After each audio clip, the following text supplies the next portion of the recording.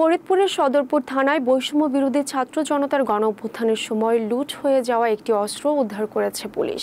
গতরাতে সদরপুর থানা পুলিশ উপজেলার সদরপুর পুখুরী আঞ্চলিক সড়কে অবস্থিত প্রশিকা এনজিও গেটের সামনে থেকে পরিত্যক্ত অবস্থায় 12 বোর পাম অ্যাকশন শটগানটি উদ্ধার করে। ঘটনার সত্যতা নিশ্চিত করে সদরপুর থানার ভারপ্রাপ্ত কর্মকর্তা ওসি নাজমুল হাসান বলেন, গত 5 আগস্ট সদরপুর থানা ভাঙচুরের সময় সন্ত্রাসীরা থানার বেশ কিছু অস্ত্র লুট করে নেয়। লুট হওয়া অস্ত্র উদ্ধারের অংশ হিসেবে আমরা গত রাতে পরিত্যক্ত অবস্থায় একটি অস্ত্র উদ্ধার করতে সক্ষম হই। তিনি আরো জানান, বাকি অস্ত্রগুলোরও সন্ধান করতে পুলিশের অভিযান অব্যাহত রয়েছে। স্থানীয়দের সহায়তা কামনা করে ওসি বলেন, কেউ যদি অস্ত্র বা সন্দেহজনক কিছু দেখতে পান তাহলে দ্রুত থানায় জানাতে অনুরোধ করা হচ্ছে। আপনারা জানেন, গত 5ই আগস্ট এই সদরপুর থানা দুষ্কৃতিকারীদের কর্তৃক হামলার শিকার হয় এবং অগ্নিসংযোগের শিকার হয় এবং দুষ্কৃতিকারীরা শুধু অগ্নিসংযোগই করেনি, আমাদের সরকারি কিছু অস্ত্রগুলো আবার লুণ্ঠন করে নিয়ে যায়।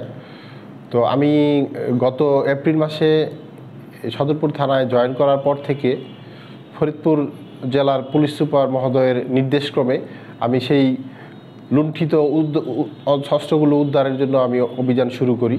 তারই ধারাবাহিকতায় গত পরশুদিন আমরা রাতুল এবং আনিস নামক দুজন দুষ্কৃতিকারীকে গ্রেপ্তার করতে সক্ষম হই, যারা থানা লুণ্ঠনের সাথে সরাসরি জড়িত ছিল।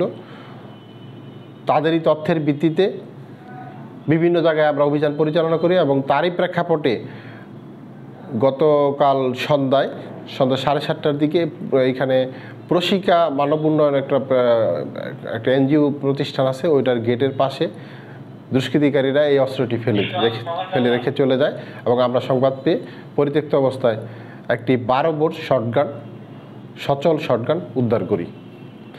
এছাড়াও আপনারা জানেন, আমাদের আরও কিছু অস্ত্র এখনও পর্যন্ত আমরা উদ্ধার করতে পারিনি। অস্ত্র উদ্ধার অভিযান অব্যাহত থাকবে এবং সবার জন্য মেসেজ, আমাদের এই লুণ্ঠিত অস্ত্র কোথাও যদি কেউ ফেলে রেখেও যদি আমাদের 999 সংবাদ দেয়, তাদেরকেও আমরা পুরস্কৃত করব।